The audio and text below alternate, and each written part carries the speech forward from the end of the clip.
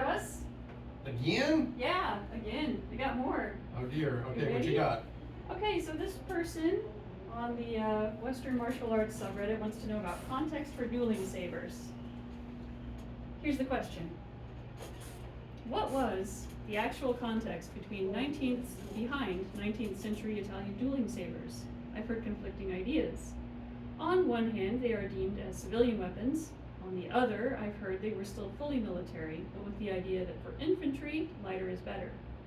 Is the civilian aspect just elite officers when off duty, grab a pair from a case or a wall for formal duels, by the same people but worn for fashion or self-defense? What about aristocrats who weren't in the military? What were the laws at the time? Did middle-class people try to imitate elites and outshine the oversized folding knife dueling cultures? Okay, that is a book. Okay, so here's the version that's not a book. Okay, non-book. We say dueling saber, we're not talking about a piece of hardware. The idea that a dueling saber is separate from some other saber and it's a specific category of saber, it's horseshit. What they mean is you're training saber for the purpose of a duel rather than the purpose of running around Montferrat on the back of a horse. Okay? Because horsey stuff is different. Now, if you have a method that will protect you and let you do your job, whether you are on a horse or getting called out for a duel, yay! And that's what the 19th century people were doing. Now, how far do I have to go into the culture of dueling? That was part of the question. So the context is as follows. We are dealing with societies that are emerging from being prime divider societies. That is to say, you have the people who matter and the people who are literally disposable. For example, in contrast to everything the Victorians tried to make up about chivalry, rape was absolutely acceptable in the medieval world so long as the guy doing the raping was a noble and the woman getting raped was a peasant. Because the peasant didn't matter. If it happened to somebody who was a burgher or middle class, they might matter, they might not, but they didn't have honor to speak of. Only the people who mattered had honor because it was a world lit only by fire and it was a world ruled by mafias and cartels. You can dress them up pretty, but at the end of the day, that's what we're talking about. That's what governed human society. And it's what governed human society more or less across the entire face of the earth. The cultural trappings just varied from place to place.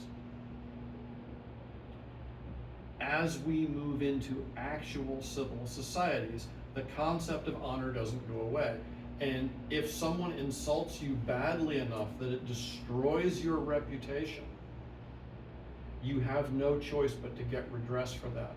And they may not have committed an actionable crime, yet they have done something which destroys you socially to the point where you can no longer function in society. Or they have committed such an egregious offense against you that you have no choice but to get some redress for that, or else you become unable to focus in society, to function in society, excuse me. Now, for military individuals, the question of bravery is always an issue.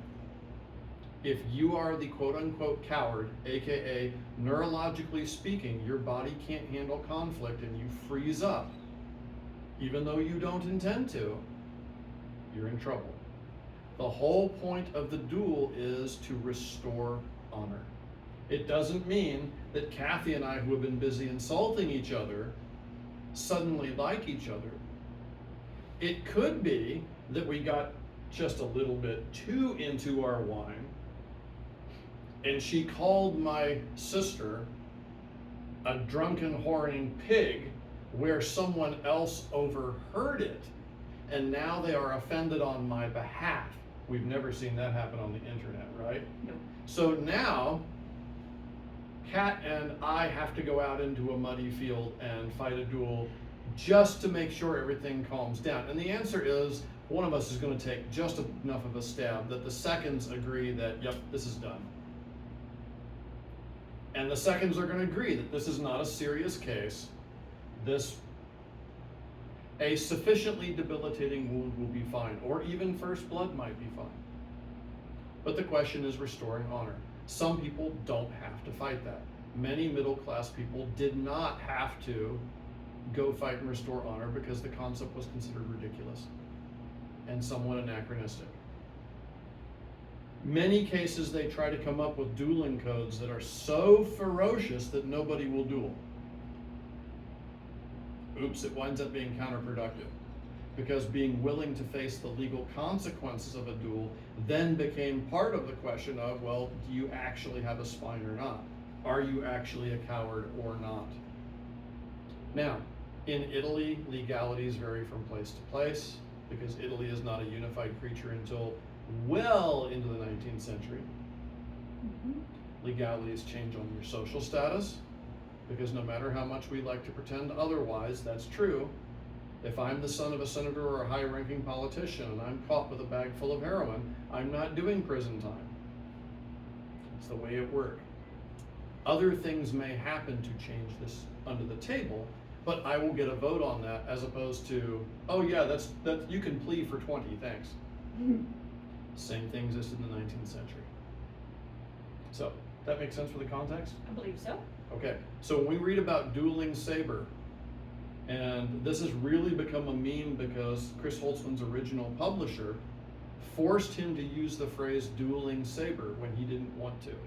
It has become a meme, but the meme is not the historical reality. Dueling saber is the way you behave with a saber in a duel. And you might duel with cavalry sabers. You might duel with sharpened fencing sabers, as many people did. You might duel with whatever they showed up with, and as they were unfamiliar weapons, the aggrieved party, the offended, got to choose which one they wanted. You may not even have seen the weapon you were going to duel with before the day of the duel. It is not, this is a model of hardware that is dueling saber, this is a model of hardware that is non-dueling saber, and infantry versus cavalry does tend to have a difference in weight, 10. It also tends to have a difference in reach, 10s, because the use of the saber on foot versus horseback changes. But in many cases, the methods are functionally identical. And in some cases, the sabers are functionally identical. In some, they're not. And that's a case-by-case, nation-by-nation, manufacturer-by-manufacturer affair.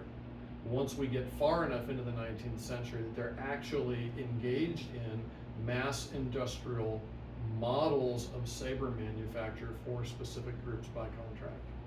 Remember, prior to the War of 1812, or the War of the Austrian Succession, for those of you with a more European framework, the mass manufacture of individual arms wasn't a thing.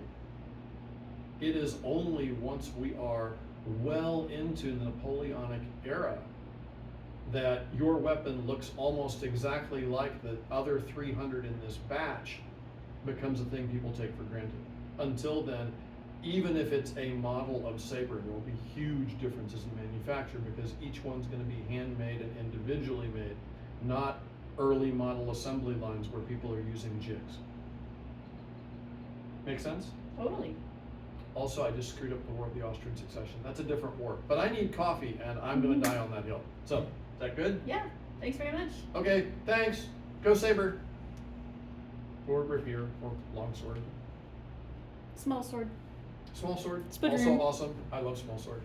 It's murdery fun.